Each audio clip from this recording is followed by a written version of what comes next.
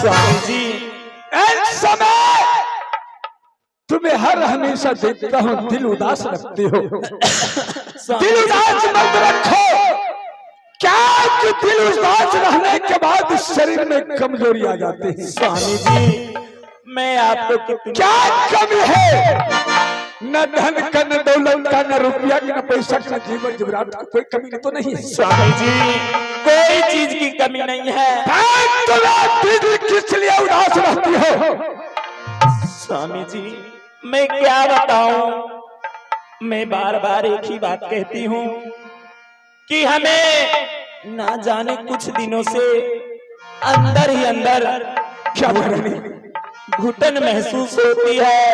लगता है कि कब हमारी प्राण छूट जाए। जो कुछ तूने कहा फिर दोबारा आवाज नहीं करना। क्या जब तक राजा जिंदा रहेगा तब तक तुम्हें कुछ नहीं। ठीक है स्वामी जी, जल्दी से हमारे बेटे और बेटी को बुला दीजिए स्वामी जी। आता राम राम सोमरा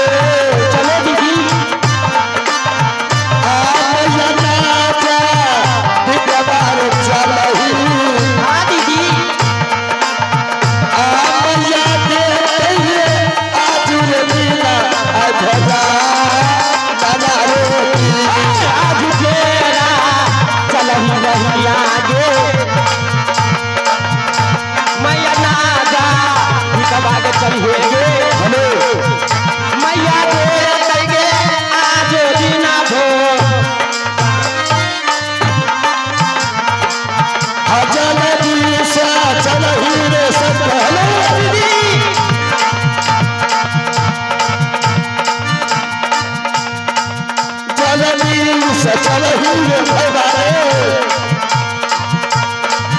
मैया ना जदिक बारे चलही आज दे करे मैया जी रे भोजा नाना रे तेरा चल हे बहिया गे मैया ना जाती बात चल हे गे मैया देख गया दिन भो। हाँ तो श्रीमान जी मेरी घर माधोपुर शहर लगती है। मेरे पिताजी का नाम राजा महेंद्र सिंह, मेरी माता के नाम रूपवती रानी लगती है। इन माधोपुर शहर में दो भाई बहन लगती हूँ। मेरे छोटे भाई का नाम शंकर कुमार, मेरी नाम सुशीला लगती है।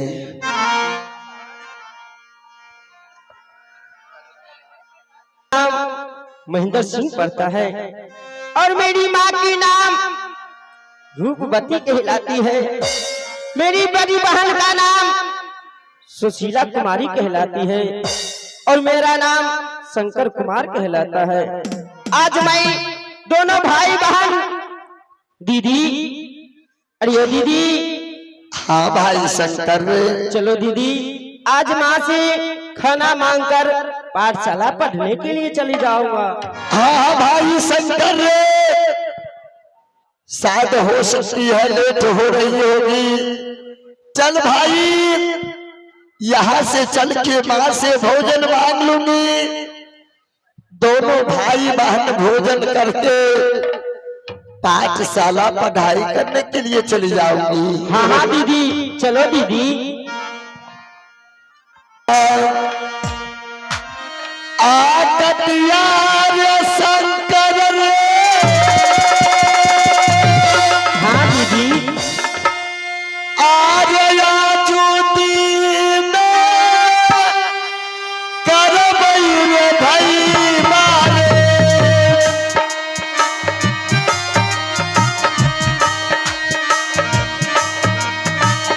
आर्या भाई मारे मैया रे जिसे यार हो जा नाना रे की।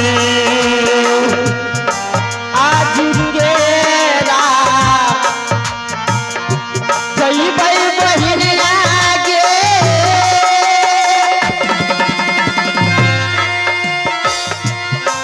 मैया मोला कटिया के करिएगे। सही बात है भाई। चल बहिना गे मैया जी से मुलाकात बनाए। आज मले जक्षिण शंकर रे दीदी, मैया राजा बिकबार जाई छी। आया जू करबई रे मैया रे जिसे मुलाकात करहेगी। जुनी जाता गलियई बहिनिया के मैया ना जा दिखबाग झुमियई गे। आज झुमियई गे मैया जी के नागा जी। झुझुपारना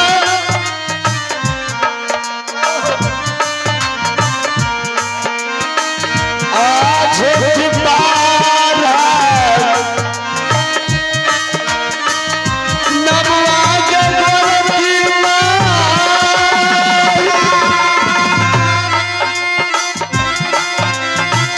आप हरी रनिया के बलियों के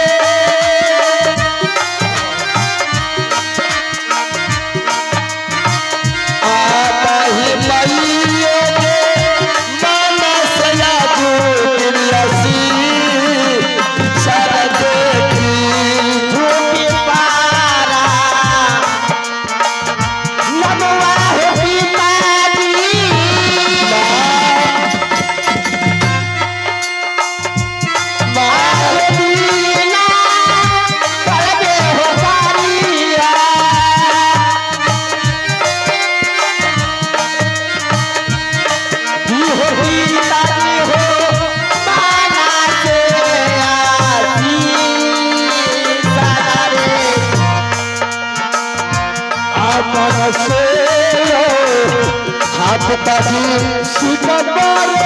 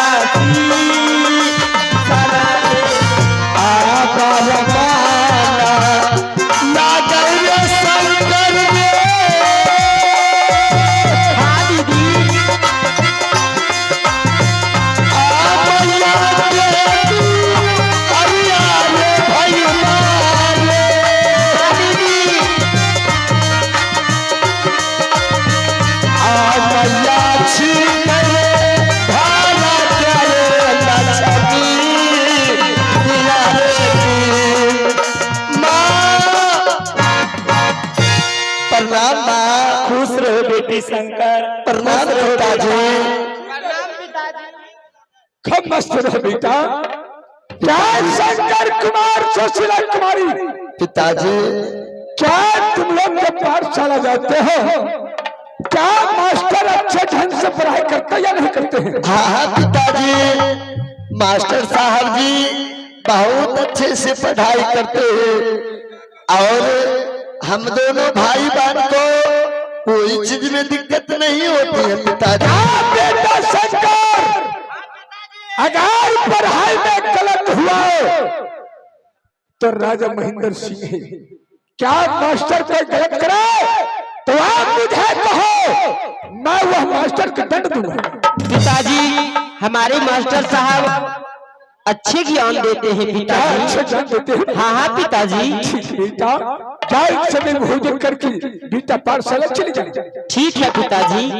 माँ माँ माँ हाँ बेटी। आज मैं सोची माँ क्या? यहाँ से चलती हूँ, दोनों भाई बहन ने अपनी माँ से भोजन मांग के खा करके फिर दोनों भाई बहन पाठशाला चली जाऊंगी माँ। हाँ बेटी सुशीला, बेटा शंकर, मैं तुम दोनों को अपने हाथों से भोजन कराऊंगी, उसके बाद स्कूल के लिए तैयार करके भेज दूंगी बेटी।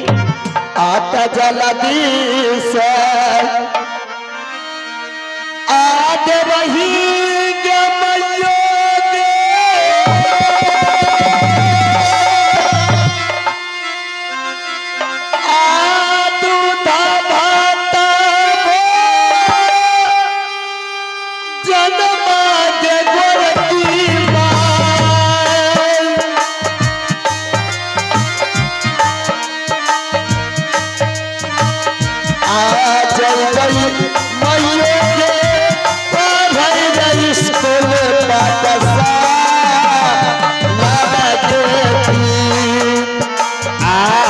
सोना के